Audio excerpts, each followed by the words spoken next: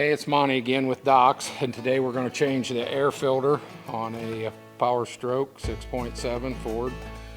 Again, a no-tool job. Every 20,000 or so you can keep an eye on your filter, but we're going to change this one out today.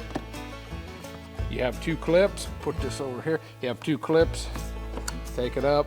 You got this. Take it completely out. There's your filter.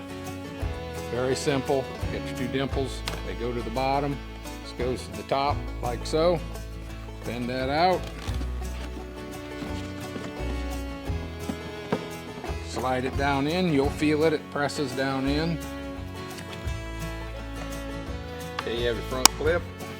Clip it. Your back clip. Clip it. It can be a little tight, but you'll get it.